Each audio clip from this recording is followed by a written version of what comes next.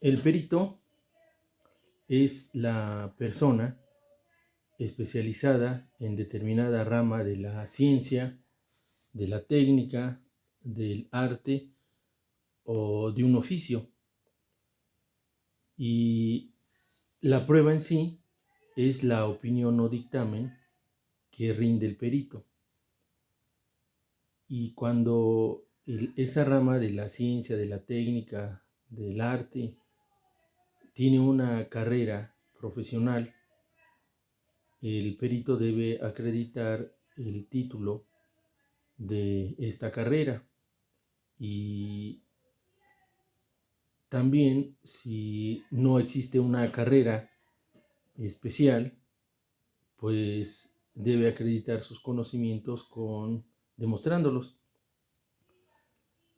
Hay lugares donde, a pesar de existir en general la carrera de la ciencia, de la técnica o del arte, en ese lugar no hay peritos. Entonces, a juicio del juez, deberá aceptar la opinión o dictamen de la persona que demuestre tener estos conocimientos. Respecto de la prueba pericial, vamos a hacer algunos señalamientos que son muy importantes y que pues demuestran el carácter de nuestras pruebas, básicamente siempre en el sentido de convencer al juez. Miren, yo creo que si nosotros hablamos de la prueba testimonial y nosotros pues analizamos que respecto de lo que dice el actor o de lo que dice el demandado, cada uno a su favor presenta a los testigos que van a apoyar su dicho, pues es entendible porque nosotros vamos a presentar testigos que refuercen y que demuestren lo que nosotros estamos afirmando en nuestra demanda o en nuestra contestación. Y aunque cuando acabamos ahorita de ver la prueba testimonial dijimos que pues como respecto de los mismos hechos pudieran los testigos del actor decir algo y los testigos del demandado contradecirlo, pues esto ha hecho, como les decía, que incluso haya un cuestionamiento a la prueba testimonial. Sin embargo, fíjense, si nos referimos a una situación de la ciencia o de la técnica, pues todavía la duda que nos cabe es mayor porque respecto de un mismo punto controvertido, el perito del actor va a tener una posición y el perito del demandado va a tener otra. Y no obstante que sus opiniones o dictámenes, pues se entiende, van a favorecer a una parte o a la otra, que es quien lo presenta. ¿Cómo es esto posible si en las ciencias sociales, pues no obstante que hemos concluido que la prueba tiene como objeto el convencimiento, pero estamos hablando de una relación de las ciencias exactas hacia las ciencias sociales? ¿Cómo es posible que un perito opine de una forma y otro perito opine de otra forma? Eso nos parecería increíble. Y fíjense bien, adelantándonos un poquito, esto lo hacen a pesar de que hay sanciones para el perito que incurra en una situación indebida, dando un dictamen que no corresponde a la verdad. Claro que se lo tienen que demostrar. Se le impone una multa que va de 500 a 1000 días de salario, independientemente de darle vista a la gente del Ministerio Público adscrito al juzgado para que pues lleve a cabo la investigación y persecución que corresponda por los hechos si son constitutivos de un delito, y también que si hay una reincidencia le impidan al perito dictaminar en otros asuntos. Pues no obstante estas estos problemas a los que se puede hacer acreedor un perito se dan en la práctica los dictámenes contrarios. ¿Y quién nos los explica? Pues que es el conflicto de intereses y que cada una de las partes pretende demostrar su dicho, y pues lo hacen a pesar de que a lo mejor en el camino pues también no solamente no demuestran su dicho, sino que le dejan ya también un problema a la persona que acepta declarar en favor, en su favor, y muchas veces su opinión pues no corresponde a la veracidad, pero pues ya sabrá el perito qué consecuencias jurídicas va a tener.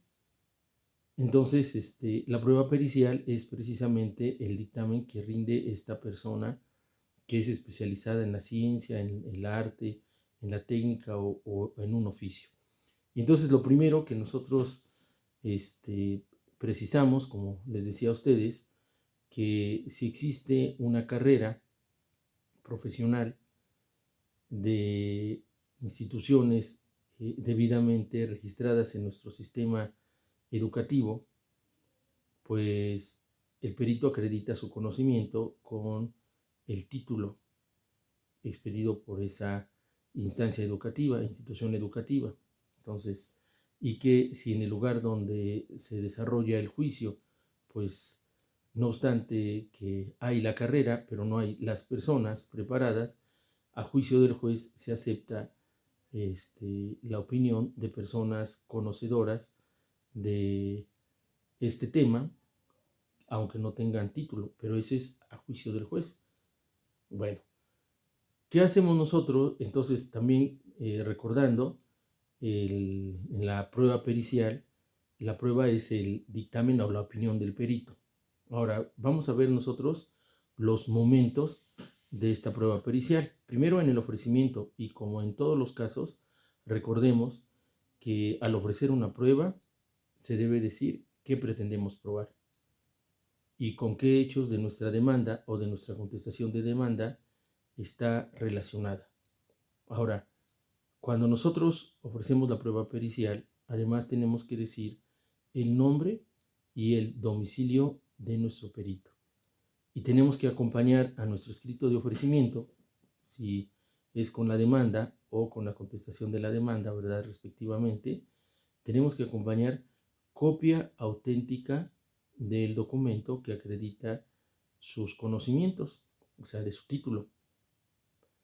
Cuando decimos copia auténtica, quiere decir que debemos acompañar una copia certificada por notario público del título del perito. Entonces acompañamos copia de su título certificada por notario público. O sea, no copia simple, copia certificada. Además, el perito debe firmar nuestro cuestionario de preguntas que vamos nosotros a realizar con su orientación. Acuérdense que nosotros sabemos en general, ¿verdad? Como ya lo platicamos para la prueba de declaración de partes o para la testimonial, cuando nos toca hacer preguntas, pues que son respecto de la litis planteada. Entonces, la pericial también es respecto de la litis planteada. Y como tiene conocimientos especializados, pues vamos a realizar ese cuestionario con el apoyo y orientación de nuestro perito. Nosotros sabemos la técnica para hacer preguntas, pero el perito sabe el fondo, lo que tenemos nosotros que preguntar para poder llevar al juez a la convicción que nosotros pretendemos. Entonces, hacemos conjuntamente ese cuestionario y el perito firma ese cuestionario. Y fíjense bien, la firma del perito tiene consecuencias para él. Primero, que el perito con esa firma está aceptando que conoce esa rama de la ciencia, del arte, de la técnica o del oficio. Acepta que conoce. Con esa firma también acepta ser nuestro perito. Pero también esa firma lo obliga a él a presentar su opinión o dictamen cuando el juez se lo señale. también lo obliga a comparecer ante el juez, a explicarle por si tiene alguna duda. ¿Cuál es esta situación o por qué se hace necesario? Miren, tanto ustedes cuando concluyan su carrera y que ya estén litigando, pues como la autoridad judicial, van a ser peritos en el manejo de las normas jurídicas, pero no en contabilidad, no en cuestiones de estructuras, no en cuestiones químicas, no en cuestiones de medidas físicas, etcétera. O sea, hay personas que están especializadas. Estas personas nos orientan tanto a los litigantes como a los juzgadores. El perito se considera, por este hecho, auxiliares de la administración de justicia. También los notarios somos auxiliares de la administración de justicia.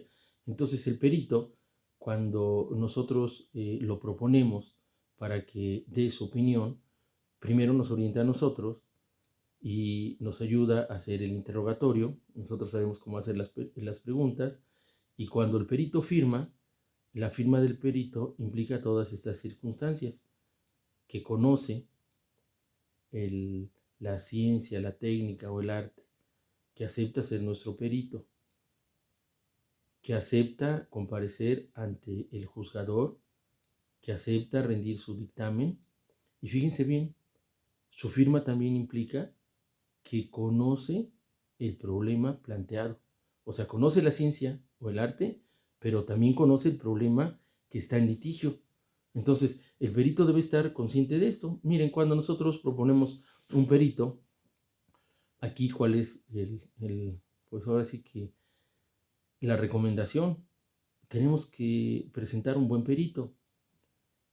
No siguen ustedes solamente porque, este perito me cobra menos o este perito me cobra más, sino guíense ustedes porque sea un perito que les vaya a dar un mejor resultado, porque ese perito va a tener que convencer al juez, porque frente a él va a haber otro perito que, no obstante tratarse de algo que probablemente se relacione con las ciencias exactas, va a haber otro perito que diga algo totalmente distinto.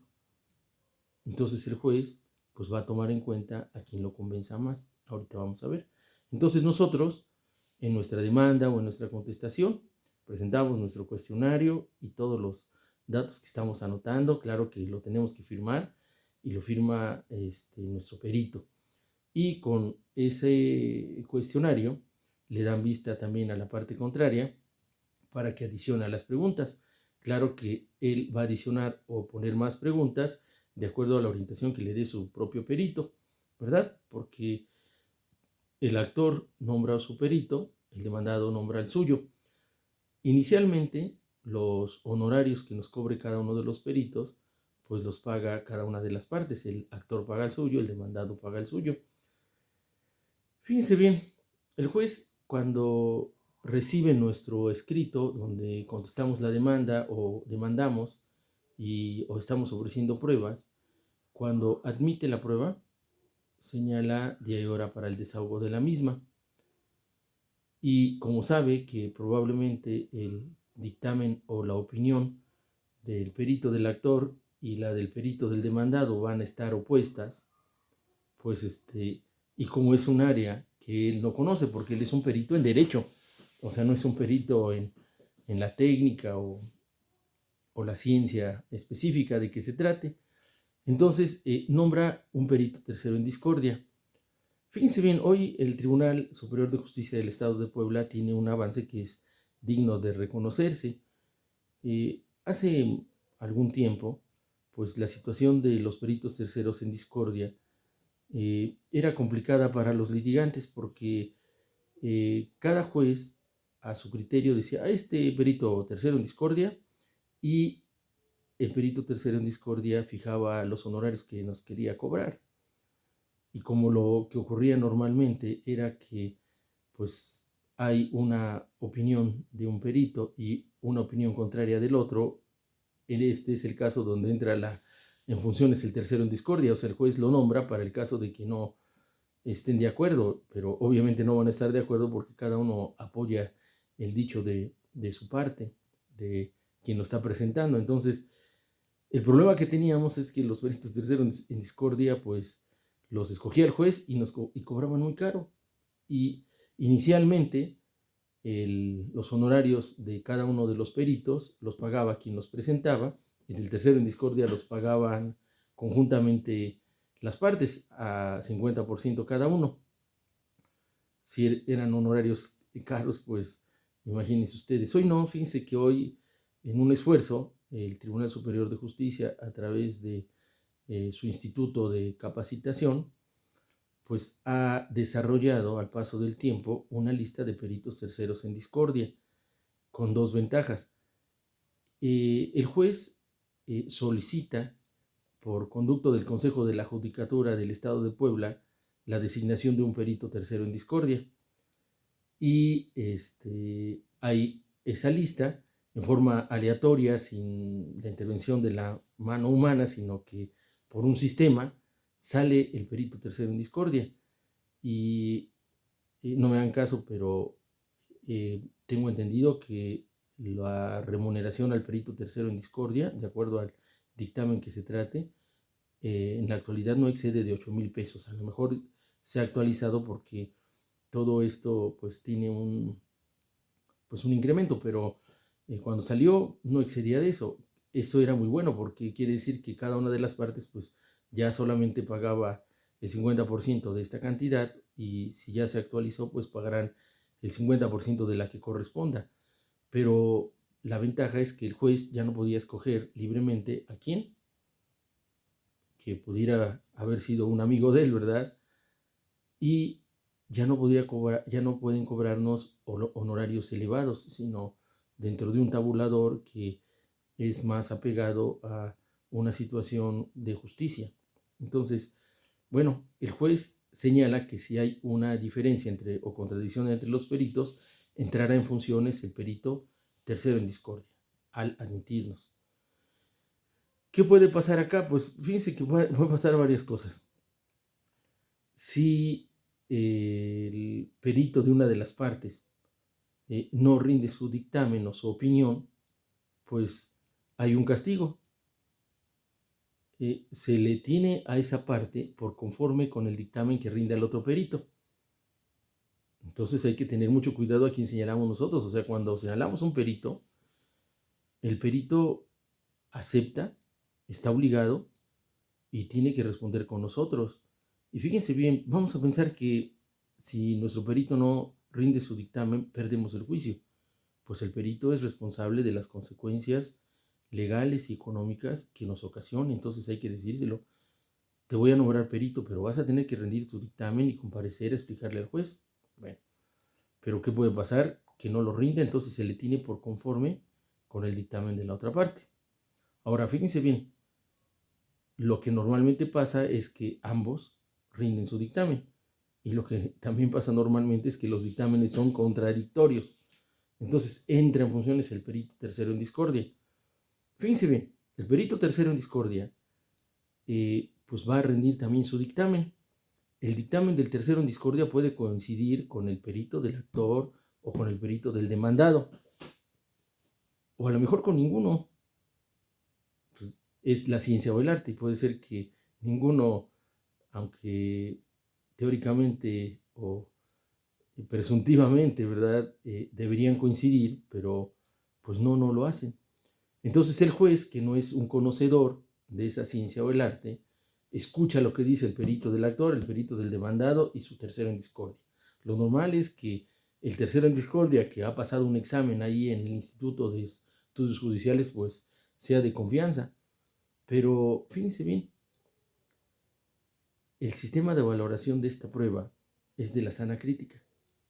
O sea, el juez analiza los dictámenes u opiniones de los peritos y emite su decisión fundada y motivada.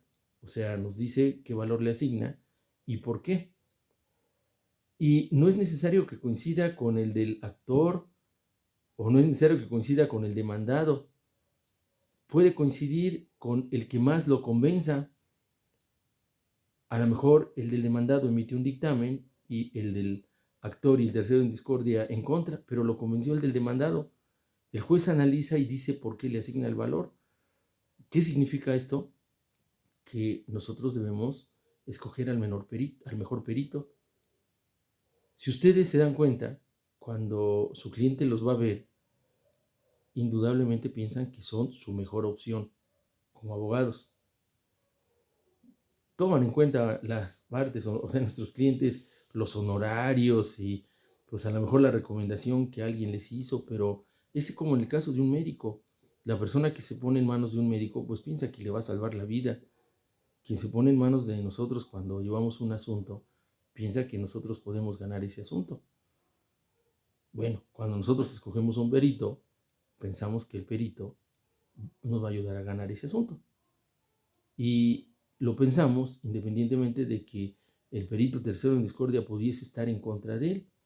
Entonces, nosotros lo que sí tenemos que cerciorarnos es que el dictamen del perito nuestro esté perfectamente fundado, que nos convenza. A ver, explícame por qué resuelves esto.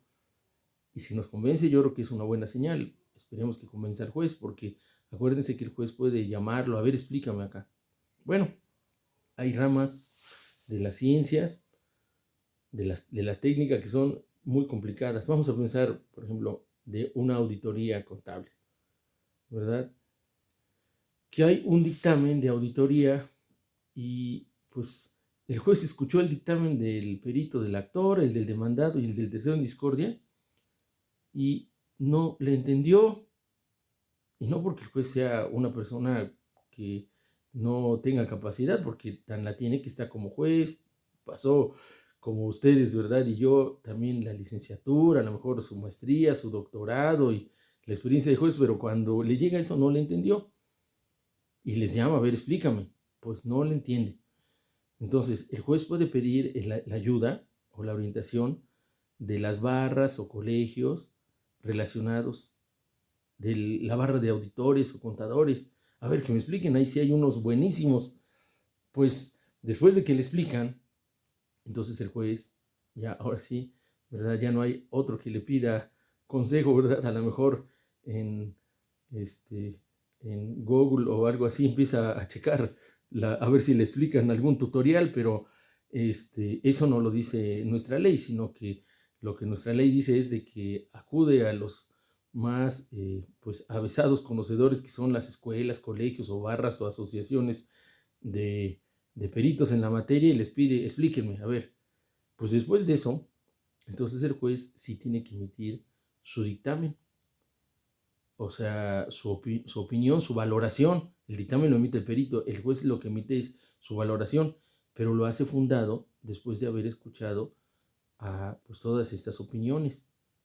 Entonces, el consejo para ustedes como futuros litigantes es que cuando escojan un perito, pues escojan un perito bueno. Miren, la verdad, en la experiencia, ¿verdad? He visto peritos que son muy buenos y no tiene que ver tanto con sus honorarios. A veces muchos peritos que tienen mucha experiencia ya tienen incluso un tabulador y algún perito que no tiene tanta experiencia pues nos quiere cobrar caro porque no ha desahogado dictámenes. Hay que preguntarle, oye, mira, tú eres muy abusado, eres un extraordinario arquitecto, pero ya has comparecido como perito. No, bueno, esa es una señal que nos debe prevenir. Y otro ya ha comparecido varias veces y hasta lo que nos cobra es menos, pues a lo mejor él hay que checar cuáles han sido sus resultados. Entonces, de lo que se trata es de que nosotros comenzamos. Ahora, se señala diario para su desahogo, los peritos comparecen, presentan su dictamen, si el juez les entiende, qué bueno, si están en contra como normalmente es, pues entra mociones el tercero en discordia, normalmente hasta ahí se quedan las cosas, las partes pagan sus honorarios del tercero en discordia entre los dos y pues el juez valora esta prueba de acuerdo a la sana crítica. Nos dice que valor, si no le entendiera, pues y ya llamó a explicar a los peritos, puede solicitar el apoyo de las barras y de los colegios. Así se desahoga esta prueba y el valor de la misma se asigna de acuerdo al sistema de la sana crítica. Entonces, miren, vamos a dejarle aquí para que si ustedes tienen alguna pregunta, pues me la formulen y para que en la próxima clase pues ya concluyamos el tema de pruebas, ¿verdad? Ha sido un poquito más largo. En la próxima clase vamos a ver la inspección, el reconocimiento o inspección judicial, que es una prueba muy cortita, y vamos a ver también la presuncional, legal y humana, y con eso concluiríamos nosotros el tema de pruebas y de este subtema que hemos estado viendo, que es el de medios de prueba en particular. Entonces, que estén muy bien, pues nos estamos viendo el próximo miércoles, compañeros. Hasta luego. Buenas tardes.